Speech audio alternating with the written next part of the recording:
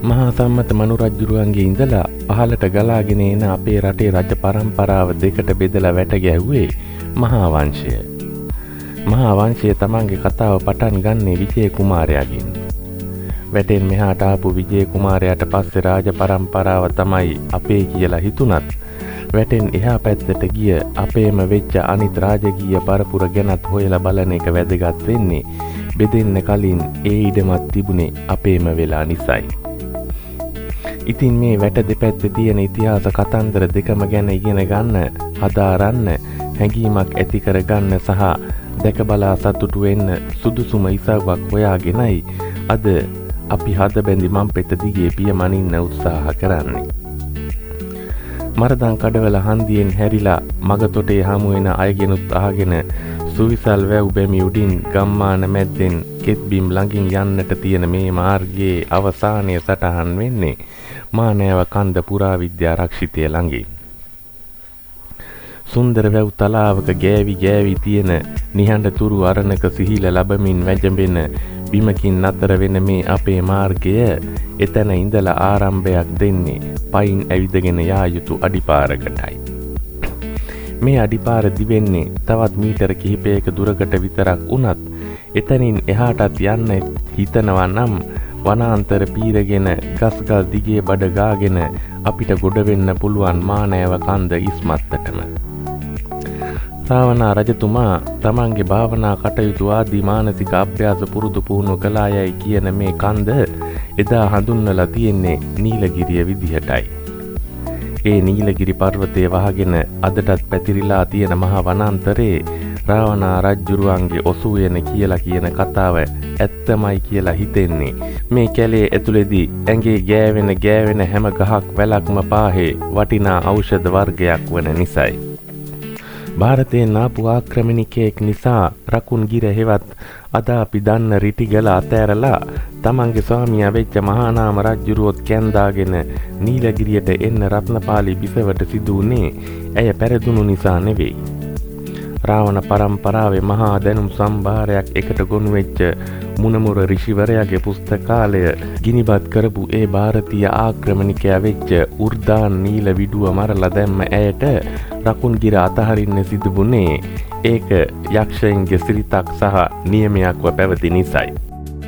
නීලගිරිය රත්නපාලි බිසවගේ තාත්තගේ ඒ කියන්නේ මහිෂ නම් වූ නායකයාගේ උපන් බිම. නීලගිරියට ආපු ඇය තමන්ගේ ස්වාමියාගේ නම තියලා මහ වැවක් ඉදි කරන්නේ නීලගිරිය පාමුල. වැවේ නැම මහානා වැව.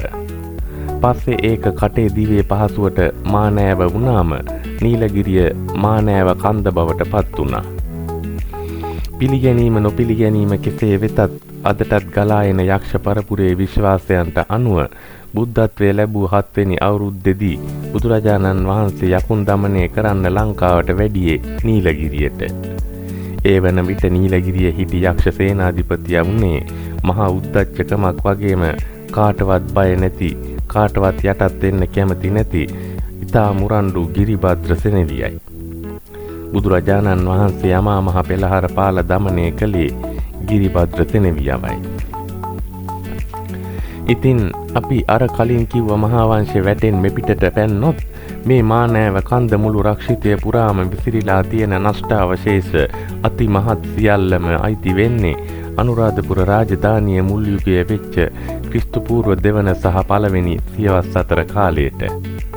මුල් කාලයේදී වනවාසී භාවනානුයෝගී භික්ෂුන් වහන්සේලාට වැඩ ඉන්න ආරණ්‍යයක් ලෙස ඉදිවුණු මේ භූමිය පසු කාලයකදී විහාරාරාම සංකීර්ණයක් බවට පරිවර්තනය වෙලා තියෙන බවයි විශ්වාස කරන්නේ. දැක බලා ගන්න යන අයට බලන්න පුළුවන් විදියට එලිපෙහෙලි වෙලා සංරක්ෂණය වෙලා තියෙන්නේ ඊටා පුංචි බිම් කොටසක් විතරයි. ගල්ලෙන් විහාරාරාම චෛත්‍ය ආදී තවත් නටබුන් බොහෝ ප්‍රමාණයක් තවමත් තියෙන්නේ වනාන්තරයේ තුරුල්ලට වෙලා.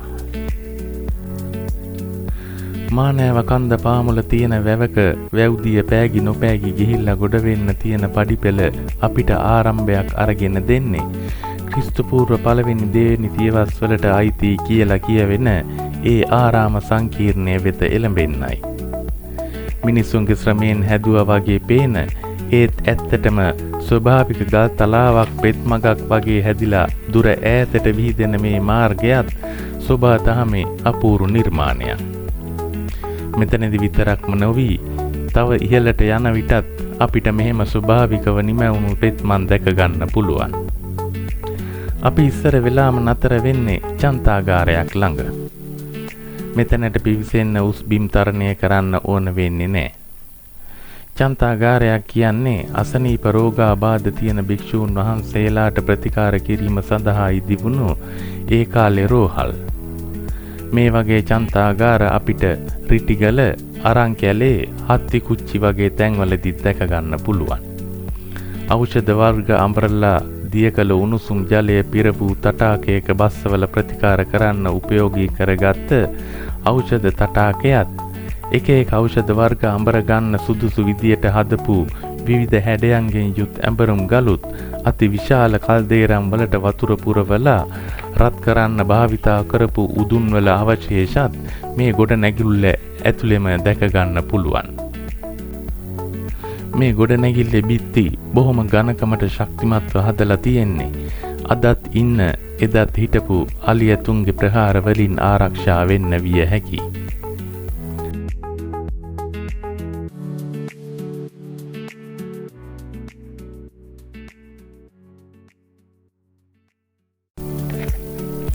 චන්තාගාරය පහු කරලා ඉදිරියට යන්න තියෙන පියවරෙන් පියවර ඉහළට නැගෙන පඩිපේලි කිහිපයක් පහු කළාම පෙත්මග මැද්දේ වෘත්තාකාර ඉදිකිරීමක සලකුණු දැක ගන්න පුළුවන්. අරංකැලේ වනසේනාසනයේ තියෙන මේ වගේ තැන් හඳුනාගෙන තිබුණේ සක්මන් කරන භික්ෂූන් වහන්සේලාට ගිමන් හරින්න තැනවුණු ගිමන්හල් විදිහටයි.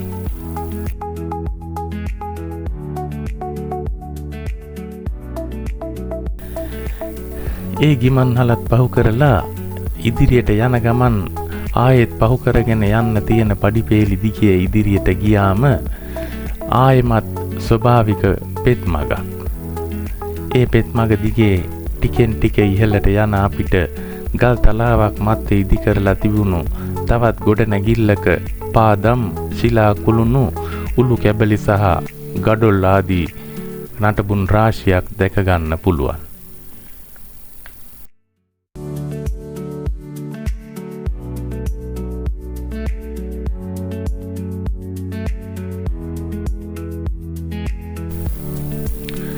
පුංචි කැණීමක් කරලා තියනවා වගේ පෙනුනත් ඒ නටබුන් වෙච්ච ගොඩනැගිලි ආයෙත් ප්‍රතිස්ථාපනය කරන්න හිතපු බවක් පේන්න තිබුණේ නැහැ. ගොඩනැගිල්ලේ පාදම හදාගෙන යද්දී ගල්තලාව හමු වුණාම ගල්තලාවේ කානුවක් කපලා ඊට ඉඩ හදාගෙන තියෙන හැටි අපූරුයි. පුංචිම පුංචි පොකුණක එකතු වෙන වැඩි ජලය ගලාගෙන යන්න දිශාවකුත් ඒ ගල්තලාවේම හාරලා.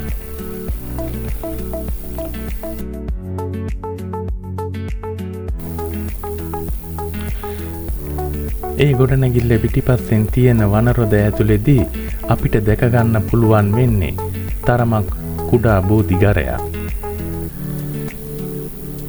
මෙතන රෝපණය කරලා තිබුණු බෝධීන් වහන්සේ එච්චර විශාලව වැඩිලා තියෙන්නේ නැතුව ඇති කියලා හිතෙන්නේ බෝධිගරේ ප්‍රමාණය දැක්කාමයි.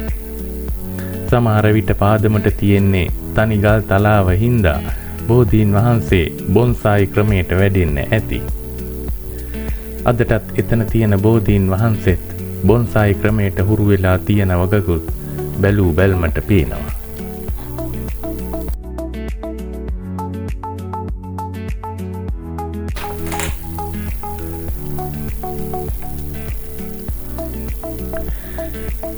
ඉර එළියත් එක්ක තරහට වියන් බැඳපු තුරුලතා අතරින් ඉස්සරහට යන අපිට නටබුන් වෙලා ගිහින් තිබුණත් අදටත් වතුර පිරීලා තියෙන විශාල පොකුණ දැක ගන්න පුළුවන්.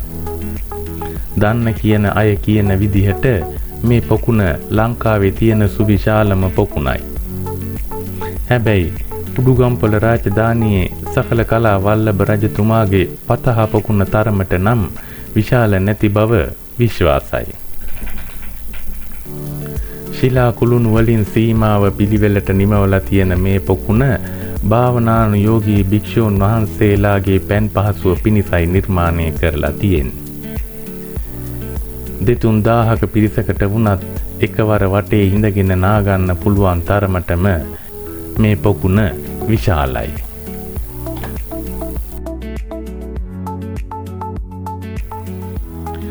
වෙහි කාලයට කඳු ඉස්මත්තෙන් පහළට බහින ජල කඳන් වලට ගලාගෙන යන්න ඉඩහසර දීලා තියෙන ඇලමන් උඩින් දාලා තියෙන ඒ දඬු උඩින් අපි අපේ ගමන ක්‍රමයෙන් යන්නේ වනාන්තරයේ ඇතුළට.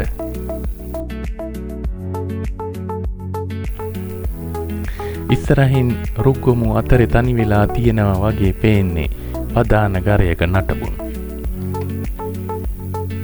පදාන ගරයක් කියන්නේ භික්ෂූන් වහන්සේලාට අවුවැහි මැසිමතුරු සතා සිව් පාවාගෙන් ආරක්ෂා වෙලා තමන් වහන්සේලාගේ බණ භාවනා කටයුතු නිදහසේ ඉටු කරගන්න හදන ගොඩනැගිලි.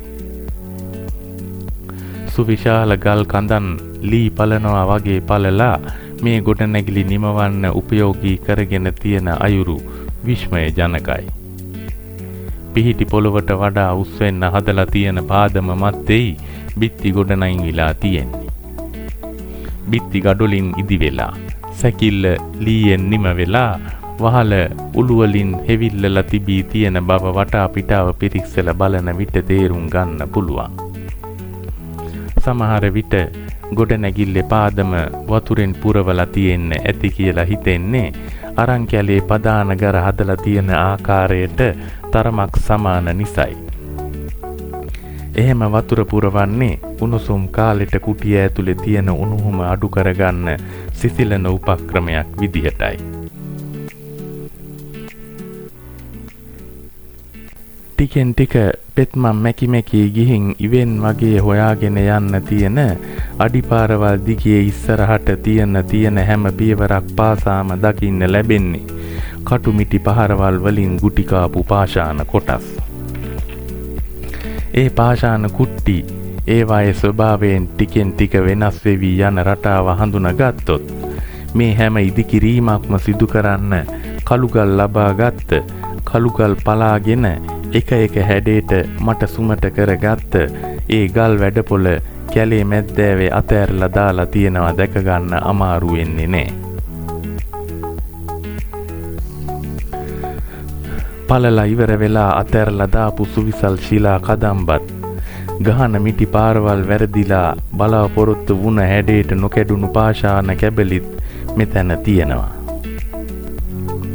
ඒ ගල් පලා ගන්න උපයෝගී කරගත්ත තාක්ෂණය මොන වගේද කියලා දැක ගන්න පුළුවන් බාගෙට පැලිච්ච මේ කල් කඳ දිහා බැලුවාම.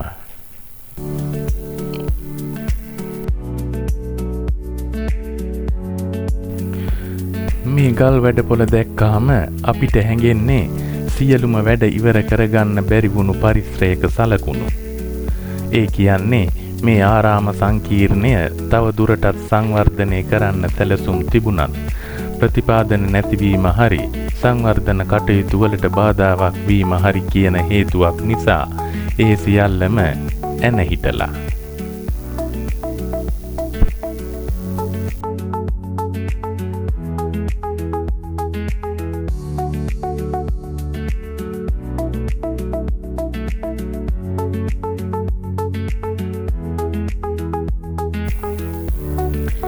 ගල් වැඩපලේ ඉඳලා එහාට කැලේ ඇතුළට යනකොට අපිට හමු වෙන පළමු ලෙන් කුටිය තමයි අර ඈතින් පේන්නේ.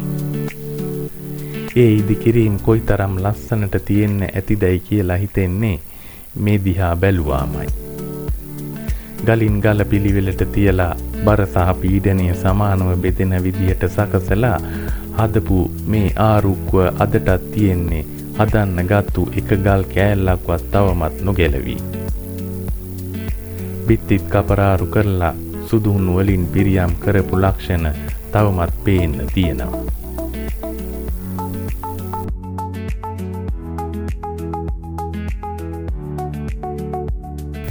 එක විශාලත්වයන්ගෙන් තියෙන මේ ගල්ලෙන් සමහර විට කාමරවලට වෙන් කරලත් හදලා තියෙනවා. ඒලෙන් හදන්න මුදල් වියදම් කරලා අනුග්‍රහ දක්වලා මහා සංඝරත්නය උදෙසා පූජා කරපු පින්වන්තයා පිළිබඳ සටහන ශිලා ලේඛන විදිහට ඒ ගල් පියසිවල පැත්තකින් බ්‍රාහ්මී අක්ෂර වලින් ලියවිලා තියෙන බව හොඳින් නිරීක්ෂණය කළොත් අපිට දැක ගන්න පුළුවන්. වනාන්තරයේ තියෙන සිසිලස සහ හෙවණත් ගල් ගුහාව තුල තියෙන තෙතමනය සහ අඳුරත් කුරුල්ලන්ගේ කිචිබිචිය ඇරෙන්න දසතම වෙලා ගත්ත නිහඬතාවයත් මෙහි වැඩ වසපු භික්ෂූන් වහන්සේලාට උන්වහන්සේලාගේ භාවනාව ඒකාග්‍ර මනසකින් කරගන්න නොඅඩුවම උදව් කරන්න ඇති.